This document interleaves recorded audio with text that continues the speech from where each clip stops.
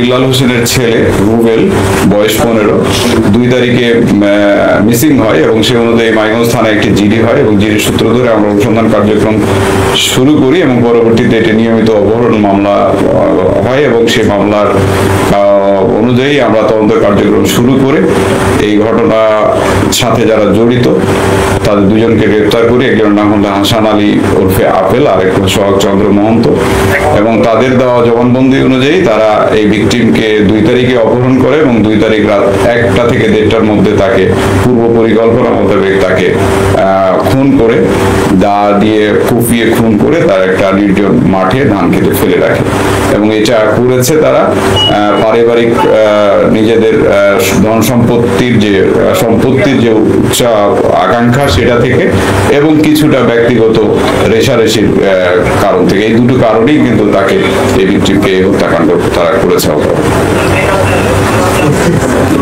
হত্যা পরবর্তী কি লাশের উপর কোন ধরনের কোন বিষাক্ত কিছু অ্যাসিড বা অন্য কোন কেমিক্যাল? এটা ঠিক আমরা এই মুহূর্তে বলতে পারবো না, কারণ 2 তারিখে যেহেতু হত্যা করেছে, আমরা লাশটা উদ্ধার করেছি গতকাল রাতে, হ্যাঁ, কাজে 10 তারিখের ঘটনা। এর মধ্যে 8 দিন চলে গেছে। আমরা এই 8 দিনই লাশ ডিকম্পোজ হয়ে যাওয়ার জন্য যথেষ্ট ন্যাচারালি। তো এখন এর মধ্যে করেছে কিনা আমরা পোস্টমর্টম করলে এটা বুঝতে পারবো যে কোনো কিছু। তবে আসামিদের জবানবন্দি অনুযায়ী তেমন কিছু করে নাই, তারা শুধু এটাকে হত্যা করে তারা ফেলে। তারা দুজনেই ছিল? হ্যাঁ, তারা দুজনেই ছিল।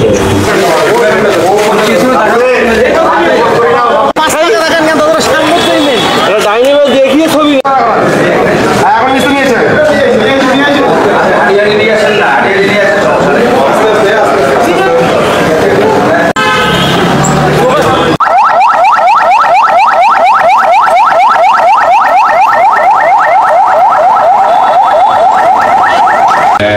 ইতিমধ্যে আপনারা জেনেছেন যে গত 2 তারিখে মানিকগঞ্জ থানার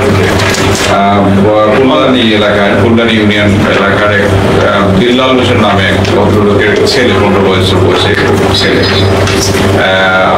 বড় দরগা হাটে গেছিল, কম্পিউটার প্রশিক্ষণের জন্য বের হয়েছিল, এরপরে আর ফিরে আসেন। এই ঘটনার পরিপ্রেক্ষিতে ওনারা খোঁজাখুঁজি করে এবং পরে 3 তারিখে আমাদের কাছে একটা জিডি পড়ে, মিসিং জিডি হয়। সেই সূত্রে আমরা অনুসন্ধান কার্যক্রম শুরু করি এবং এক পর্যায়ে 3 তারিখে দুপুর 2:26 একটা ওই তার ছেলেরই নাম্বার থেকে একটা ফোন আসে তার কাছে যে আপনার ছেলেকে আপনারা মৃত চান না জীবিত চান, যদি জীবিত চান তাহলে 15 লক্ষ টাকা দিন। এই কথা বলি কিন্তু ফোনটা কেটে দেয়। এরপর এই তথ্য যখন আমাদের কাছে আসে আমরা তখন এটার সূত্র ধরেই আমরা অনুসন্ধান কার্যক্রম শুরু করি এবং আমার ভিকটিমের ক্যারেক্টার ডিসক্রিপশন এবং তার সাথে যে ফ্রেন্ডস ফ্যামিলি আছে সবাইকে আমরা বিবেচনায় নিয়ে আমরা অনুসন্ধান কার্যক্রম চালিয়ে যাই। এক পর্যায়ে আমাদের কাছে এটা মনে হয় যে এটি খুব সম্ভবত আর মুক্তিপণ বা অপহরণের ঘটনা না, অন্য ঘটনা ঘটে থাকতে পারে। এরপর আমরা ভিকটিমের বাবাকে অনুরোধ করি যে আপনি নিয়মিত মামলা দায়ের করেন।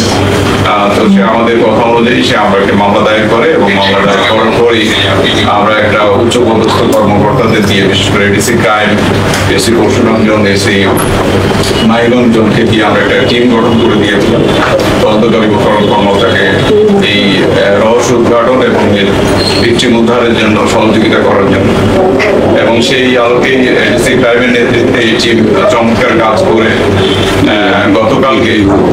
গতকালকে আমরা সন্দেহভাজন প্রথমে একজনকে এবং পরবর্তীতে তার সূত্র ধরে আরেকজনকে আমরা গ্রেফতার করি। এর নাম হচ্ছে, প্রথমে আমরা গ্রেফতার করেছি, এর নাম হচ্ছে সোহাগ চন্দ্র মহন্ত এবং দ্বিতীয় জন হচ্ছে হাসান, যেটা হচ্ছে ভিকটিমের বোন জামাই, অর্থাৎ হচ্ছে বিল্লাল হোসেনের জামাই, যে তার বাড়িতেই থাকতো 3-4 বছর যাবত সেখানে অবস্থান।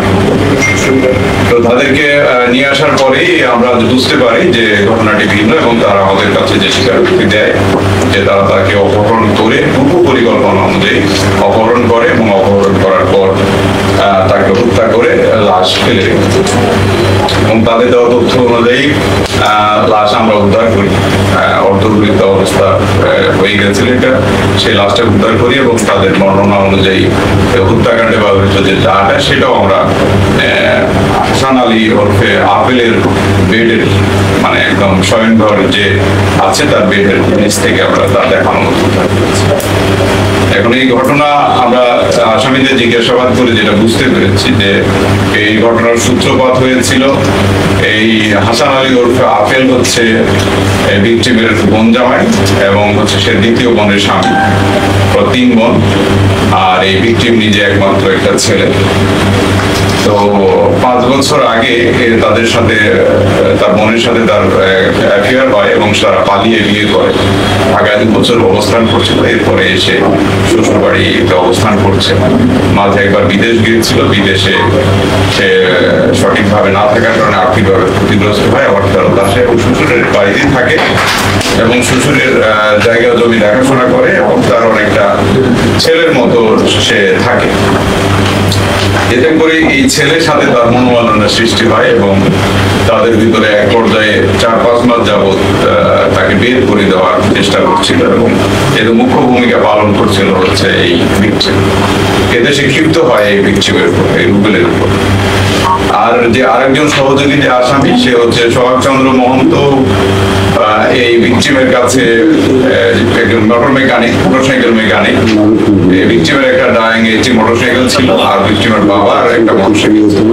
এই সূত্রে এই সোহাগ চন্দ্র মহন্তর সাথে তাদের যোগাযোগ এবং এর কাছ থেকে 5,000 টাকা ধার নিয়েছিল। সেই টাকাটা দিচ্ছিল না বা পাচ্ছিল না, তখন সোহাগ চন্দ্র মহন্ত তার একটা গাড়ি আটক করে এবং টাকাটা দিতে তাকে প্রেসার ক্রিয়েট করে। এই খবর যখন তার বাবা পায় তখন ওর বাবা এই সোহাগ চন্দ্র মহন্তকে বড়দরগা ঘাটের মধ্যে অপমান করে, অপদস্থ করে এবং 2-1 চড় থাপ্পড় মারে। এটিও তার ভিতরে ক্ষোভ হিসেবে কাজ করছে। এরপরেই হচ্ছে তার যে বোন জামাই আপেল এই যে সোহাগ চন্দ্র মহন্তের সাথে কথা বলে এবং তারা এই 2 জন বন্ধুর মতো সবসময় এক জায়গায় মেলামেশা করে, দোকানে আসে, বসে আড্ডা দেয়। এরপরে এরা প্ল্যান করে যে ছেলেটাকে আমরা মেরে ফেলব, কারণ একদিকে তাকে এদিকে বাসা থেকে বের করে দেওয়ার প্ল্যান করছে এবং তার সাথে বিভিন্ন বিষয় নিয়ে মনোমালিন্য সৃষ্টি হচ্ছে, অপমান অপদস্থ করছে। আর এদিকে আরেকজন যে আসামি তারও পূর্বের একটা ক্ষোভ আছে এবং এই হাসান আলী ওরফে আপেল এই মেকানিককে প্রস্তাব দিয়েছে যে এর বিনিময়ে তুমি আমাকে সহযোগিতা করো, তুমি তাকে নিয়ে আসবা, নিয়ে এসে একটা নির্জন জায়গার কথা বলেছে, সে জায়গায় এসে রাত 12টার মধ্যে থাকলে সে বাসা থেকে তার অস্ত্র নিয়ে এসে তাকে হত্যা করবে। এর বিনিময়ে তাকে 3-4 লক্ষ টাকা দিতে প্রতিশ্রুতি করবে। এই অর্থের লোভেই কিন্তু এই হাসান আলী এবং তার পূর্বক্ষোভ থেকে কিন্তু তাকে এই কাজে সহযোগিতা করতে সে রাজি পায় এবং সেই প্ল্যান অনুযায়ী তারা 2 তারিখে রাত 12টা-12:30 দিকে তাদের সেই জায়গাতে গিয়ে এই ভিকটিমকে নিয়ে অবস্থান করে এই মেকানিক সোহাগ চন্দ্র মহন্ত এবং সেই খবরটা হচ্ছে এর কাছে পৌঁছায় যায় আপেলের কাছে। আপেল তখন ওই বাসা থেকে দা নিয়ে আসে এবং ঘটনাস্থলে উপস্থিত হয়ে 2 জন মিলে তাকে হত্যা করে, দা দিয়ে কুপিয়ে হত্যা করে এই ভাগ খেতে ফেলে রাখে। এটি হচ্ছে মূল ঘটনার প্রবাহ, যে কি কারণে তাকে হত্যা করলো এবং কিভাবে হত্যা করলো। আমরা আসামিদের জিজ্ঞাসাবাদ করেছি, আসামিরা পুরোটা স্বীকার করেছে ঘটনা। আমরা এখন আসামিদের কিন্তু আদালতে সোপর্দ করবো এবং আমরা চেষ্টা করবো তাদের স্বীকারোক্তি জবানবন্দি দেওয়া।